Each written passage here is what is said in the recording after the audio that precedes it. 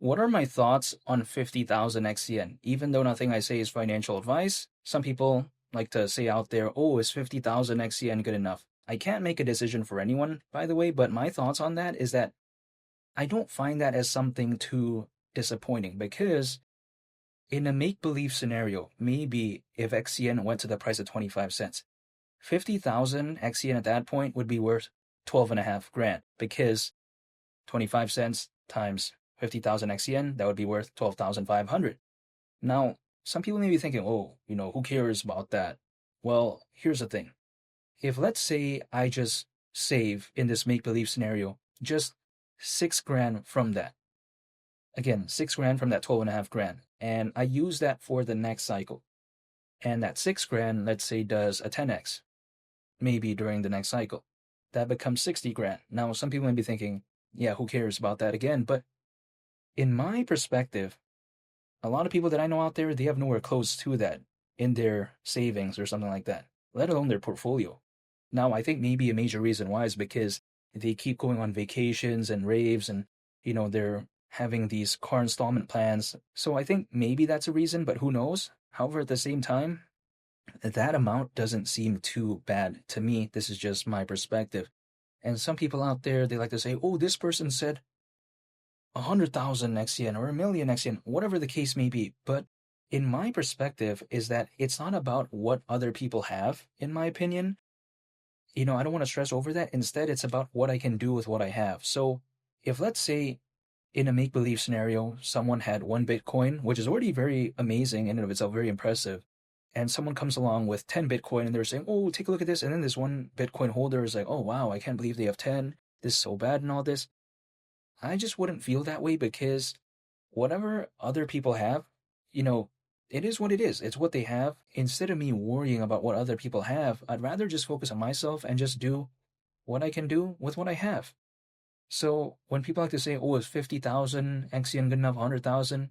Well, it's going to depend on a case-by-case basis because some people may think that this is not that much. Some people may think it's a lot. But to me, it doesn't seem that disappointing, especially when I consider how, maybe if XCN were to go to the price of 25 cents, it's around a 17x from here. So in the grand scheme of things, I don't necessarily view it as such a bad thing, even though I'm not telling anyone to do anything. Now, at the price of 25 cents, considering current circulating supply, market cap at that point would be around $8.5 billion.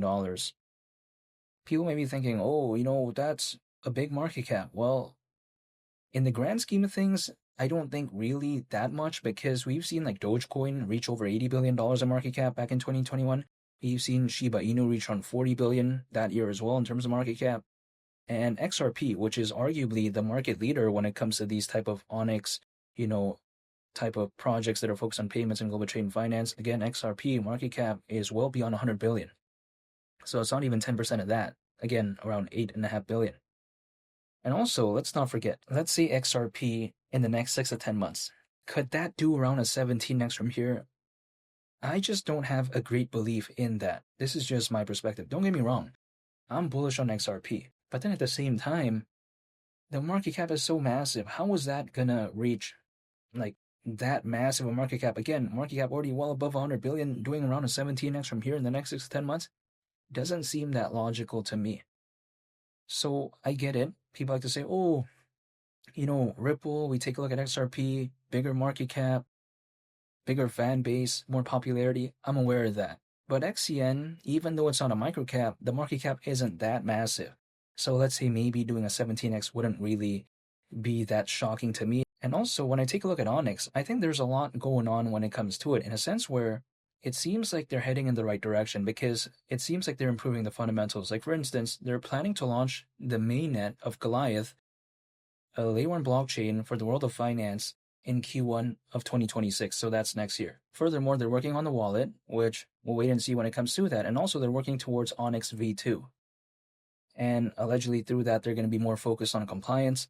So when it comes to Onyx overall, I think it's heading in the right direction. Now, some people may be thinking, oh, why aren't they doing 20 or 30 different things? Well, first of all, I don't know what's going on behind the scenes when it comes to Onyx. And even if, let's say, they're only working on 3 things, arguably, that would still already be considered, I think, quite a lot because other projects out there, they don't really seem to be doing anything. And for a project like Onyx, for the size that it has, I get it, XCN has a market cap in the hundreds of millions, But that seems to be a pretty good amount anyways.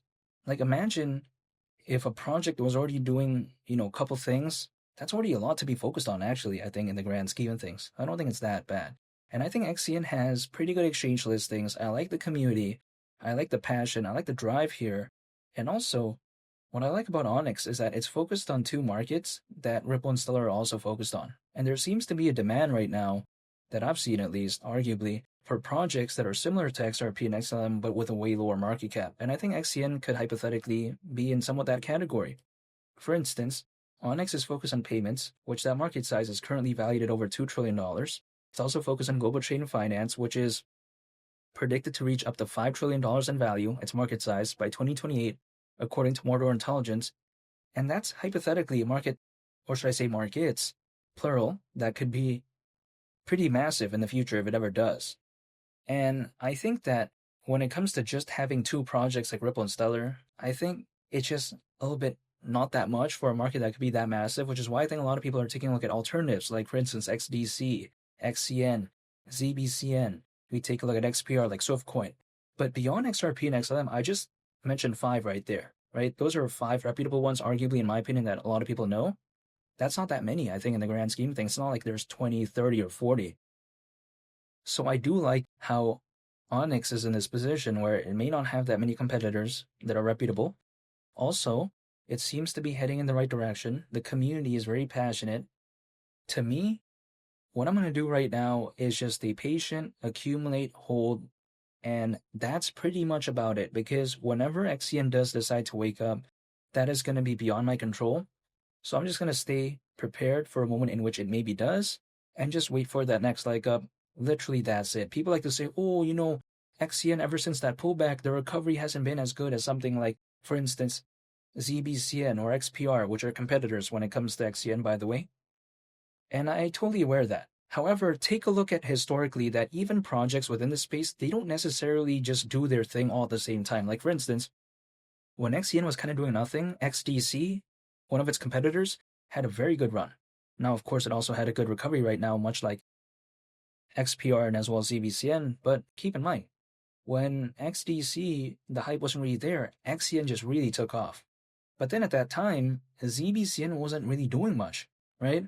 And then when XCN had that pullback, ZBCN had that run. So then, in my opinion, I think if anything, that showcases how even projects that are focused on payments, global trade and finance, quite essentially projects that are in the same sectors, they're very close competitors, they don't necessarily do all of their rally all at the same time. So I'm totally aware of that, and I'm just going to stay patient.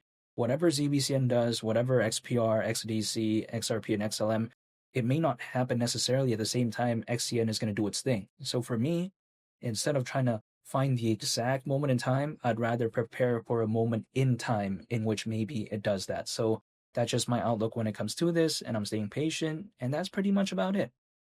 And feel free to subscribe if you enjoyed this video. I would greatly appreciate it. It's been Lee the Captain, and I'll catch you all in the next one. I'm out. Peace. Bye.